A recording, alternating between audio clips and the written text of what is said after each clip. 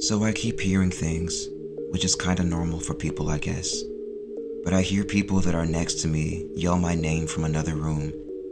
And sometimes I'll just be out somewhere and I hear someone say my name right next to me, but there is nobody there. There have been a few times where I'll hear music or something coming from one end of my house, but when I walk over to it, the music seems to start coming from outside by the other end. And if I go over to that end of my house, suddenly the music is coming from the closet or something. The noises just move around. Sometimes I see things that aren't there, or sometimes I don't see anything at all.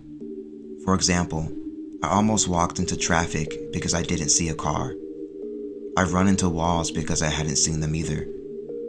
This has been getting to me for a while now, and even more so after something spooky happened. I took a nap during the day and woke up at 12.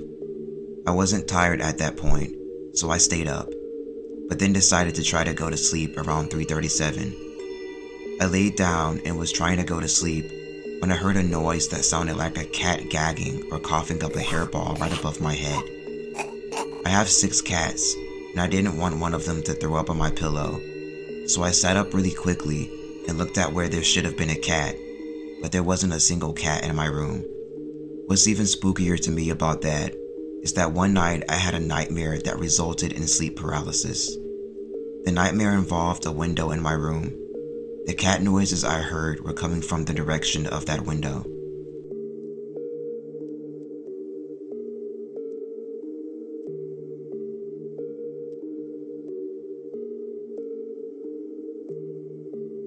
So this happened to me when I was 18 or 19. Just to note, I am a female in college in a small town in the South. I had a terrible college experience in general, but this just added to the shit show. This was my first year. To set the scene, I lived in a suite building with a parking garage attached to it. There were probably 4 or 5 levels to the garage. The suite building was maybe a 5-minute walk down a sidewalk to the entrance of the suites. There was a little room with windows that housed the elevator close to the sidewalk. My boyfriend at the time lived off campus, and I hated being on campus so much, for reasons I will not go into now, that I spent a lot of time at his house in a neighboring town.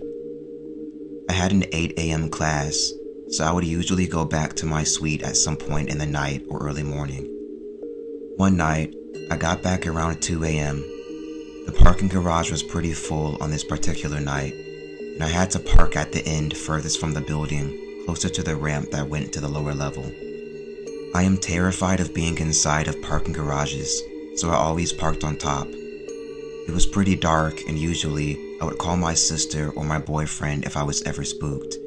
But this night was normal, and I didn't feel the need to bother anyone so late.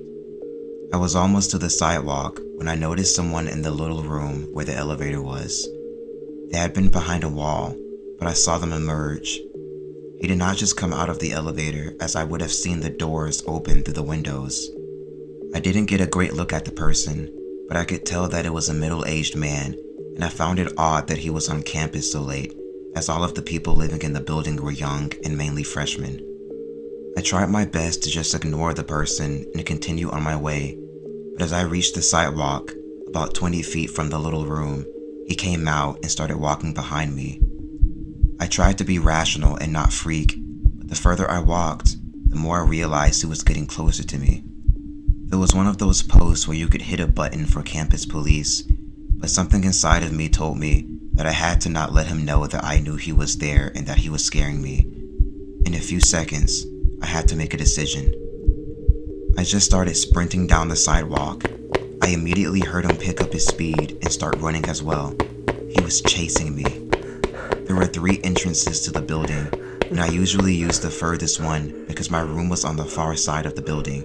But as soon as I got to the first entrance, I quickly swiped my card, entered, and slammed the door shut behind me.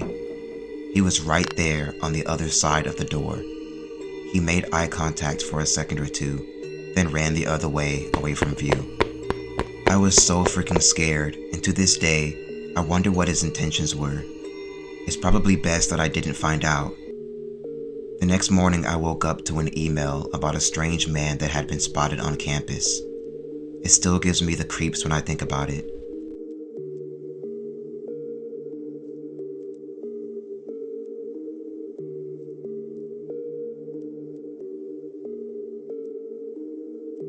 I'll begin by giving a layout of my room. I promise this is important to understand. The door to my room opens up to a wall on the left. On the right is my desk up against the wall the door is on, with a chair that barely fits underneath. Right against the chair is my bed, then on the left of the desk is a cabinet. The only way to get to it is to move the chair out of the way.